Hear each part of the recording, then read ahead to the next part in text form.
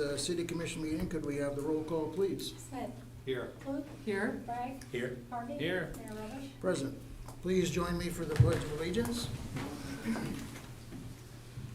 I pledge allegiance to the flag of the United States of America and to the republic for which it stands, one nation, under God, indivisible, with liberty and justice for all. A good reminder.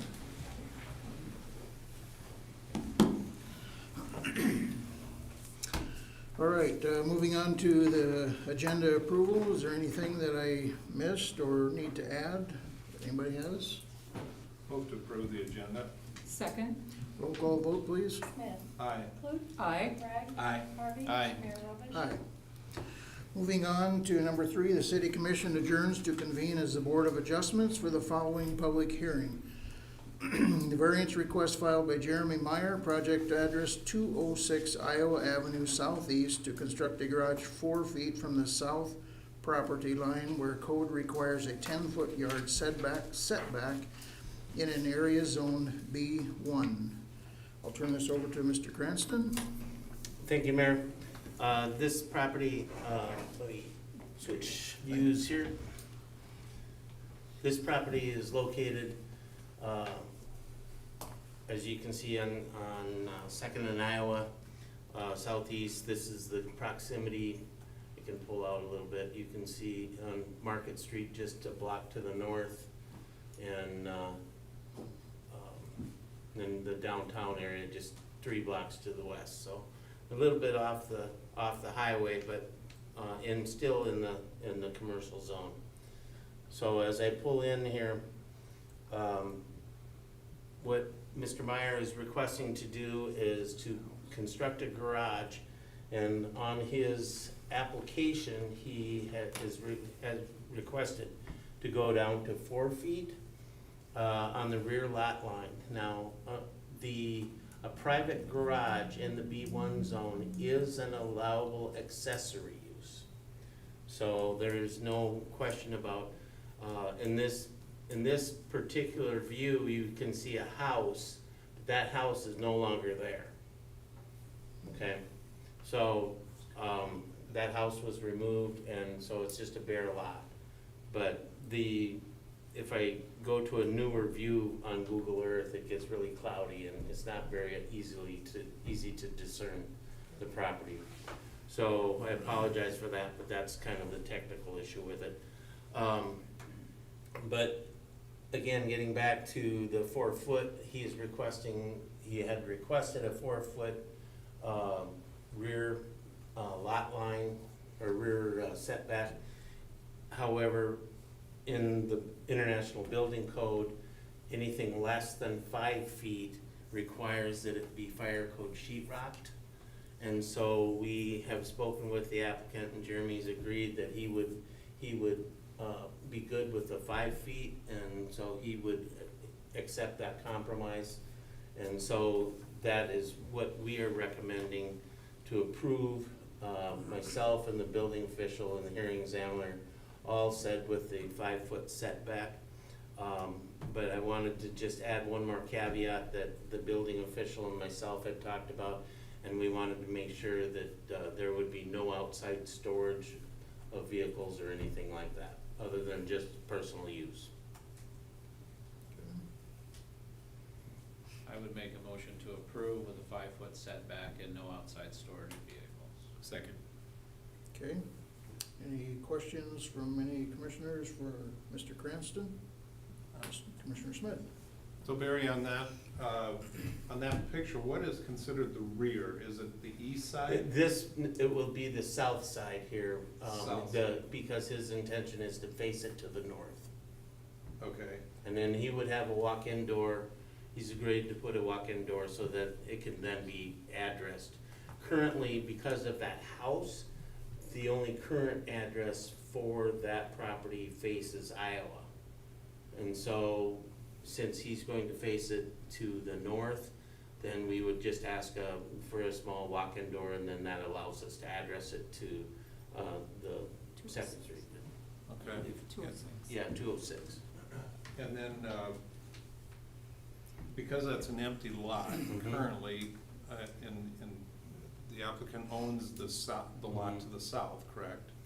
No, not to No? the south, no, he owns a separate lot over Kitty on, corner, the kinda kitty corner from there, yeah. Oh, okay. 177 Okay. Iowa. Yeah, he owns 177 Iowa, so, Okay. But because it's in a B1, it can be yes. on its own Yes, lot it's without. not like a residential lot where you can't have a standalone garage without a variance. And then finally, what's the materials of the building going to be? It- Is it wood frame or? It's gonna be a wood frame building, I believe, isn't it? I was gonna try to do steel. Oh, were you? Okay. So, and that's allowable in a business district, so. And there's no drainage concerns onto the neighbor? or No, anything not, like that? and we had one call from the neighbor, and it was just more about, just an awareness of what he was doing. They didn't voice any opposition to it, and we've not had anyone else oppose it. Okay, So I think it's fine. good, So we all recommended approval. thank you. I had a question for you. I drove by and I'm just wondering, is it your intention to then, all of the vehicles and things you have stored on that lot will then be in that garage? Yes, Okay, that will really be nice, yes. yeah. Is there gonna be a driveway? Yeah, my Jensen to the boulevard, that part of the driveway, eventually. Cause is it normal to have a garage without a, Yeah, I mean, he'll have to have a curb cut, they'll have to do some concrete work there so he can establish that drive. okay. Any other questions for Mr. Granson or for the applicant? Jeremy, are you good with everything that was presented and the questions? Yeah, You're all good? Okay, I think so. okay. Roll call vote. Smith, Aye. Clute, Aye. Bragg, Aye. Harvey. Aye. Mayor Robish. Aye. Thank you for coming Thank you. in, taking care of that.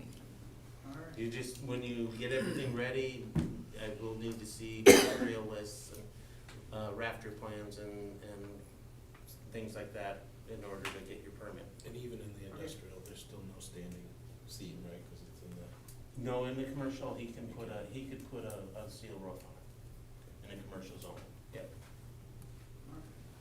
Okay, thank you. Okay. The Board of Adjustment adjourns to reconvene as the City Commission. Moving on to number 5, public forum. Public forum is limited to a maximum of 3 minutes per person. Please state your name and address for the record. I will start tonight in public forum with the City Commission. I know Commissioner Bragg has something for us. yes, so first of all, I'd just like to remind everyone that tomorrow is election day, so the polls will be open in Huron. The only voting location is at the arena, and that will be open from 7 a.m. to 7 p.m. So any Huron residents will all vote at that single location, and 7 a.m. to 7 p.m. Remember that we have, this will be City Commission, County Commission, School Board, the gubernatorial primaries, as well as the, I believe there are the state legislature primaries as well. So lots of things on the ballot. Please check it out ahead of time so you know how you're gonna be voting when you get there, and we highly encourage, this is the first test run after the state legislature changed to move all of the voting dates together. So we're hoping to see a really, really high voter turnout. So everyone, please try to take the time to come out and vote tomorrow. Okay, thank you for that reminder. Commissioner Clute, do you have something for us tonight? I do. I just wanted to give a shout out to our library director, Angela Bailey. She was recently elected the vice president, president-elect of the South Dakota Library Association.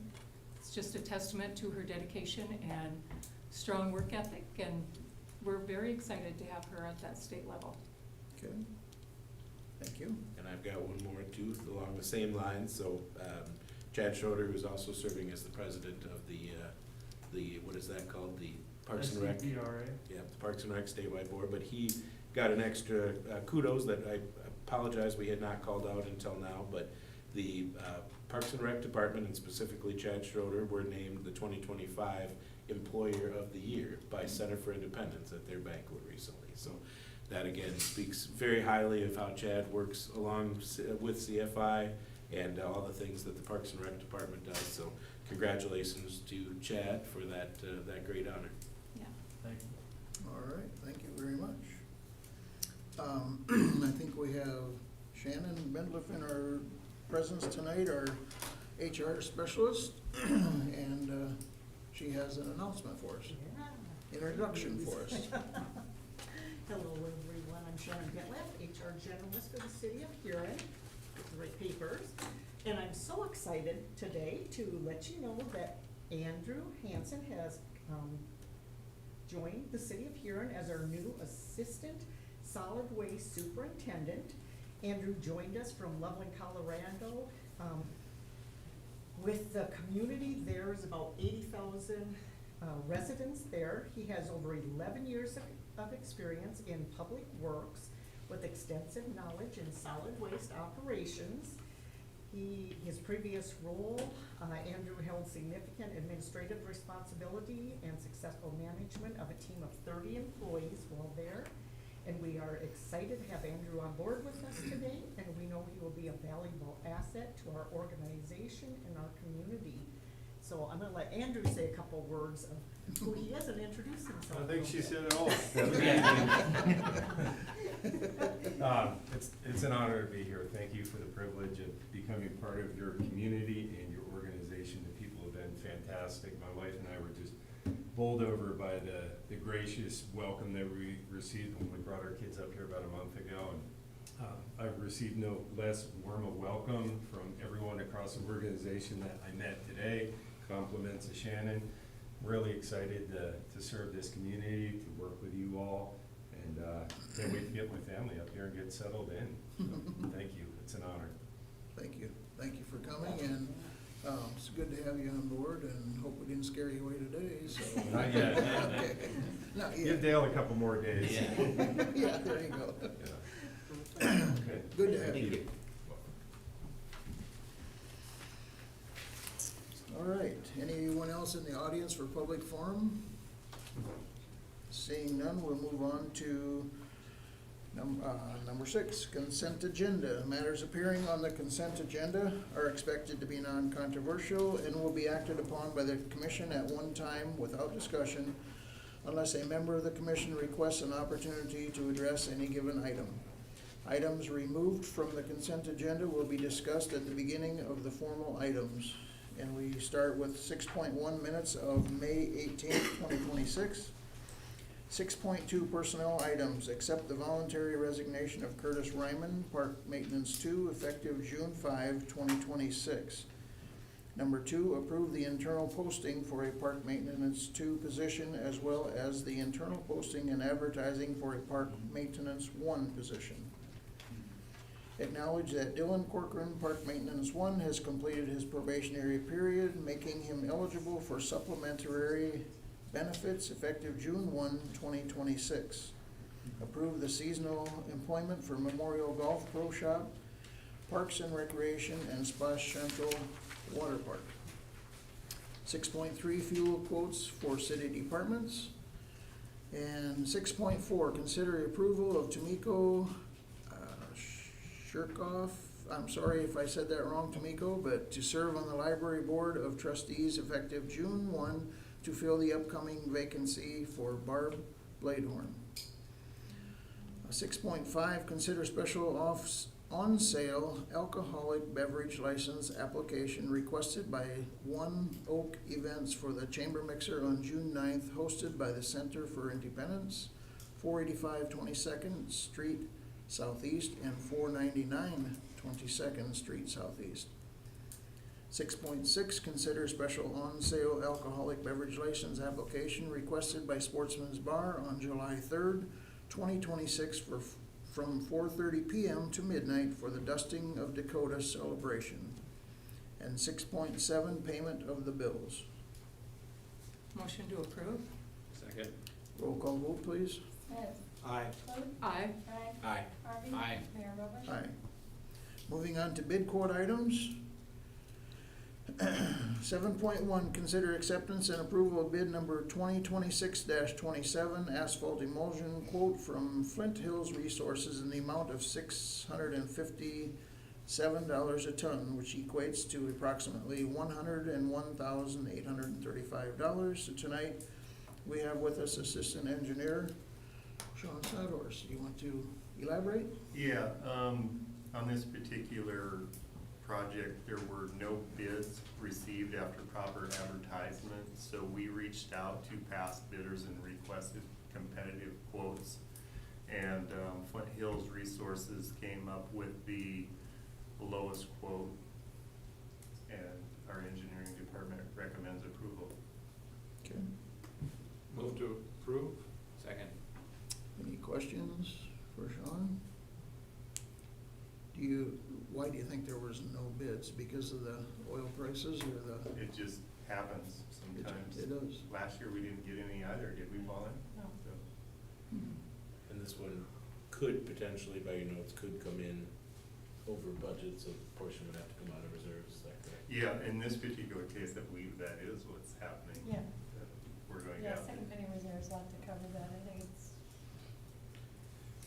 4835. 4835. Yeah. Yep. Well, okay, we have a motion and a second. Any other questions? Roll call vote. Smith, Aye. Clute, Aye. Bragg, Aye. Harvey. Aye. Mayor Robish. Aye. Moving on to 7.2, consider awarding bid number 2026-19 to Asphalt Concrete Crack Sealing to Lot Pros Incorporated for $66,125 and authorize additional $13,000 over the budgeted amount coming from second penny funds.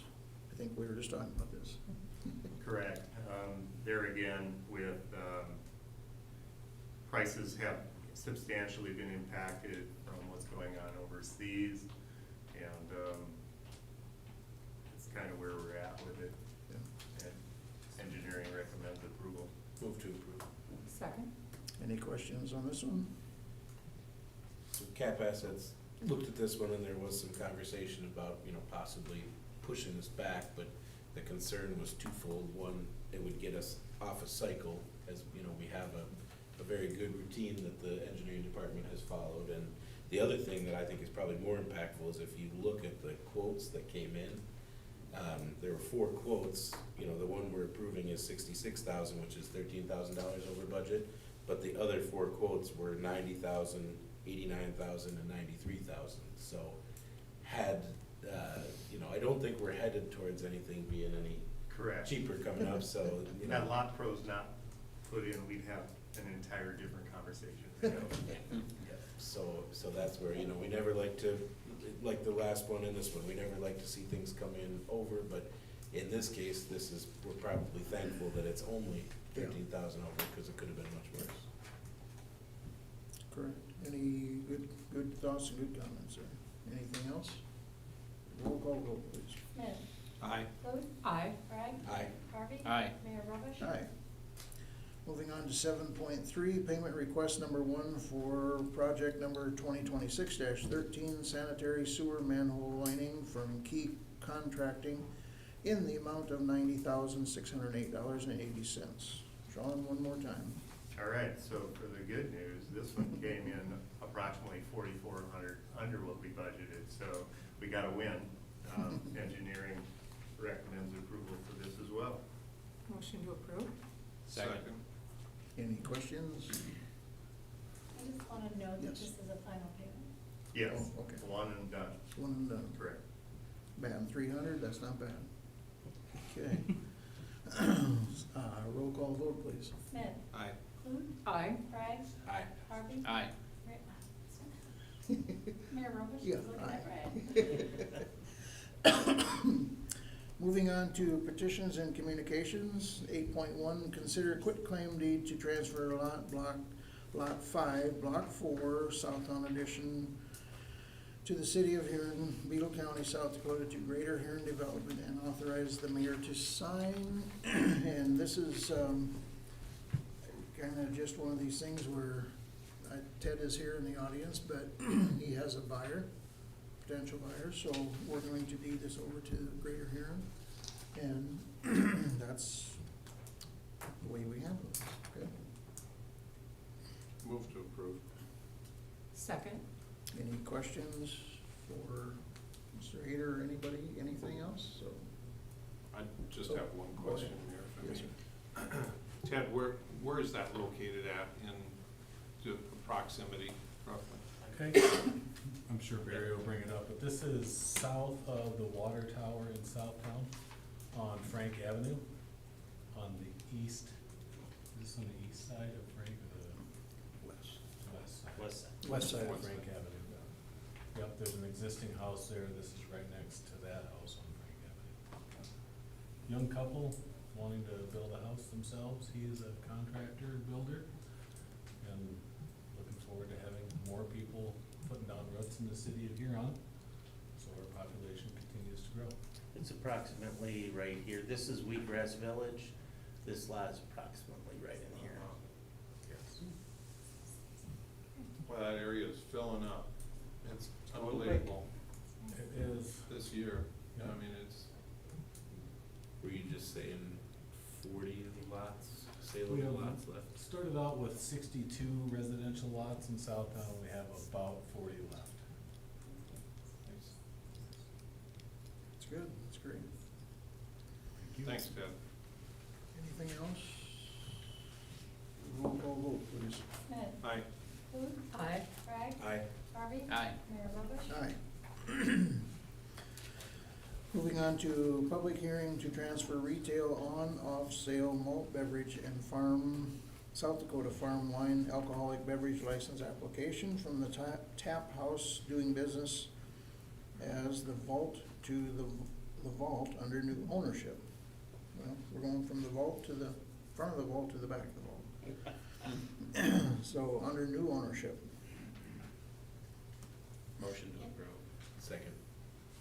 Just Yeah, wanna go note, ahead, yeah. nope, that's okay, I just wanna note that they did do the inspections and Yeah. they're recommending approval and we haven't got any comments, so we recommend as well. Okay. Roll call vote. Smith. Aye. Booth. Aye. Bragg. Aye. Harvey. Aye. Mayor Robish. Aye. Moving on to departmental items, consider approval of phone services agreement with Mid-Continent Communications in the amount of $790.95 a month and authorize IT Director Chad Morgan to sign. Here he comes, Mr. Morgan. How are we doing? Doing all right, how about yourself? So this is new phone services agreements, proposal for new services with Mid-Continent with our new phone system that we're installing. It would be a trade-off from CenturyLink for services, so we would go from paying roughly $2,400 a month in services to less than $800 a month. After a conversation this morning, we did realize that we needed to change that a little bit to start with.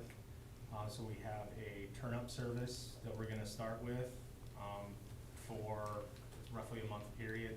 So that's our, turn-up and testing, so instead of porting or moving any of our phone numbers to a new system, we don't know what's gonna work.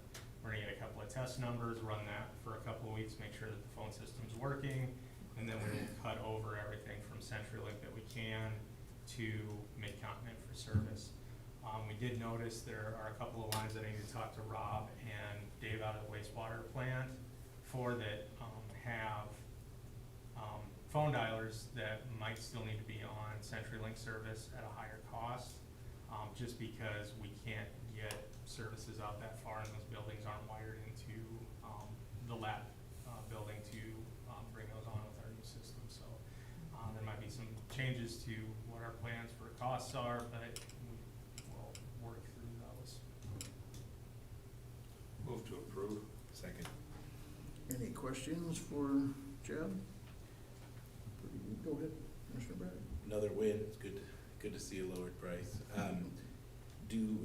What is, on the business lines, is Midco running any kind of a lock or guarantee? Do we feel like? If we sign a 5-year contract, so 60 month term, we get the phone trunks, so right now, our phone system has 24 trunks in it. Coming into the building, 23 are usable because of how the technology works. Mid-coast plan, we're gonna do 30 trunks, and if we, on that 60-month term, we get them for $10 a month a trunk. So $300 a month for the trunks, and then whatever the direct inward dial numbers, DIDs, and other services cost is where our costs are. Right now, we pay $500 a month for the PRI service that brings in the phone lines to the city, and then the PRI costs on top of that, so we'll be saving $200 a month just on that, and then other costs as well, so.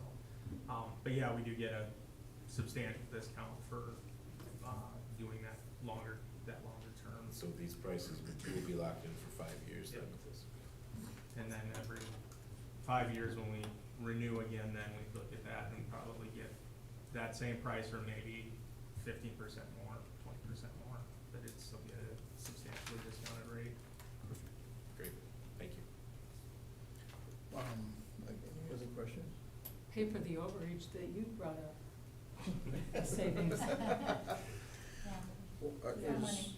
Is Mid-Continent, are they just getting into the phone thing or what? They've been, it's just a matter of all of the service providers are getting out of copper because it's too expensive, or it's getting too expensive to maintain and repair, let alone getting more expensive for them to purchase, so everything's going digital. Since Mid-Continent already has, digital circuits for internet, it's just that logical next step. And they've had the services for, a few years now. They've also done copper, for several years for phone services, but it's just, everything's starting to go to digital because it doesn't make sense to bring two sets of service into buildings. Well, they have Mid-Continent has very good service. I will say that, because I have Midco at home, and I know that's way over, this is way over that, but I'm just saying they have very, very good service. But I do have to use their services a lot, I'll say it that way. So, yeah, that's good, Yeah, we've had their commercial phone service, Oh. and it's been Okay. excellent. good. It's great. Great technician too, right, Rob? I know one on Me too. I always Like I hope he said, comes they get my good way. service, I did say that. I know a guy that know. Okay, well, anything else for Chad? Roll call vote, please. Smith. Aye. Booth. Aye. Craig. Aye. Harvey. Aye. Mayor Roberts. Aye, thank you, Chad. Moving on to 10.2, water conservation measures are in place from June 1 to September 30th each year. Residents with odd-numbered addresses may water on Sunday, Tuesday, and Thursday, and Saturday. Those with even-numbered addresses can water on Sunday, Monday, Wednesday, and Friday. No watering allowed from 10 a.m. to 5 p.m. And here we have the big man in front of us to enforce this. You stole his it's- thunder. I'm just here to answer questions, Mr. Mayor. Thanks again for having me. Yeah, so water conservation goes into effect June 1st, and mostly it's to keep our peaks and valleys leveled out, so we have constant water throughout the year and not just having high flows on the really dry days. And I know everybody's thankful we got a little rain over the weekend, but we did fire up the water plant last week because we were over that 4.5 million gallon threshold, so it was getting time. But yeah, like the mayor said, even numbers, Monday, Wednesday, Friday, everybody gets the water on Sunday. Odd numbers, Tuesday, Thursday, Saturday. No water in the heat of the day. If you have a sprinkler system, make sure it's set for PM. And one of my pet peeves is, try not to water the street. If you got that one on the corner, make sure it's hitting your grass and not going out in the street, 'cause it frustrates me on my way to work when I see the street getting watered. Last time I checked, the street don't grow, but. Well, I think the important part is here, it's not because we're short on water. We're not. We could be, but Could we're be. not short on water. And the key thing here is because there's been a lot of that perception now, especially this year, that it's been drier normally than the last few years. This has, it's not that it has nothing to do with water, with the drought, but it's not in the effect, that's not put in effect because of the drought, of the drier weather. It's put in effect for those peaks and valleys, Correct, for our demands, for our in case ofs. yes. That's what it's for. And That's why we do it. you know. And so Yeah. I haven't talked to Derek personally, but I mean, I've talked to some of his department, and it's not that they're going around, driving around to see who's watering and who's not watering. This is an honor system, but it's very easy to see. But I will stop and knock on your door I- in the middle of the day if I your sprinkler understand. system's going. And- Or on the wrong day. It's very important. Right. It is more important than people think. I'm in the Not business of because- selling water. I wanna sell water. Don't kid yourself. But it's It's more just- important than people. I gotta make sure there's enough to go around and Yeah. to ease on the system and stuff like Yeah. that. But it's very important that just because of our demands and our peaks and our valleys, emergencies come up. Mhm. I hope your house is not an emergency if it's the wrong day. Correct. So, thank you. Yeah. Just to add to that, Rob submitted the chamber newsletter for the next month will be about the water conservation. So thanks, Rob, for keeping everyone informed in as many ways as we can. Sure. And if you're one of those folks that really, really loves you can always hand water anytime you want. You can. And if you're starting sod and grass like that, you can see Sean in the engineering department, they can get you a permit to water every day. Still not in the heat of the day, but every day. Thank you. Thank you. Moving on to 10.3, consider fabrication and repair to freight elevator at City Hall. Additional fund needed is $8,712, and this will also come from second penny funds. I know this was a little discussion on the capital asset, thank you. I know he's not here, but Chris Newman has kind of been heading this up. I don't know if he gave you anything more to say, but it's kind of the base of the elevator that's. We have given us- monthly inspections and then annual inspections of our two elevators here at City Hall. And the freight elevator that's out here, up these doors, that hauls to the basement, is in need of the pit cleaning and then a new buffer stand to refabricate that. So, again, we sent that out to capital assets to approve that because that is not in the budget. The annual inspections, all those repairs are, but something like this is not included in the budget. So, it's $8,712 that capital assets is recommending to use second penny funds to get that project done. Motion to approve. Second?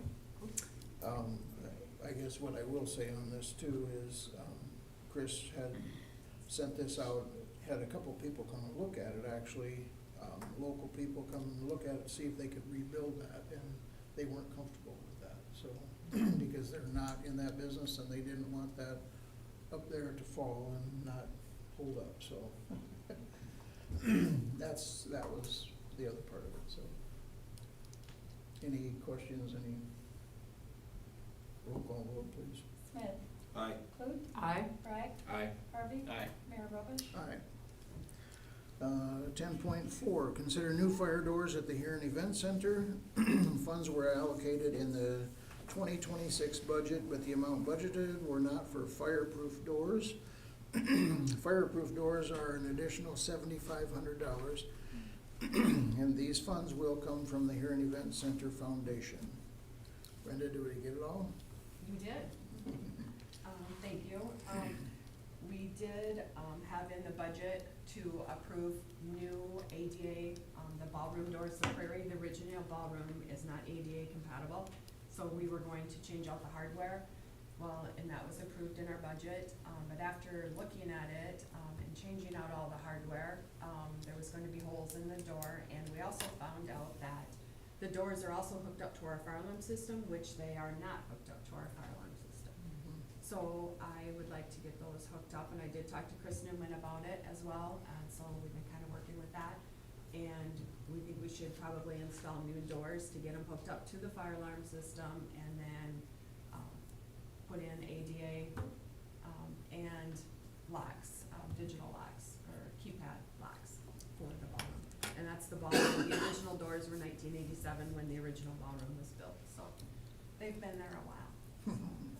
But I would like to see if we could get the additional $7,500 to replace those doors and not just the hardware. Okay. Motion to approve? Second. Any questions for Brenda? Any comments? Just want to note too, this did go to capital assets. Yep. And also, this comes from their funds, not from the reserves. The foundation. Foundation, yeah. Okay. Roll call vote. Smith. Aye. Clute. Aye. Bragg. Aye. Harvey. Aye. Mayor Roberts. Aye. Thank you, Brenda. Moving on to 10.5, collection route starting time change to 6 AM beginning June 8th, 2026. And Commissioner Clute, anything else we need to add on to that? No, next Monday, the routes will start at 6 AM, and you are encouraged to have your cans out the night before, so you avoid missing the trucks. They will not be rerouted. If you have any questions, you can call Solid Waste at 605-353-8542. All right, Thanks. thank you. That completes all our business tonight, but we are going to have a work session tonight of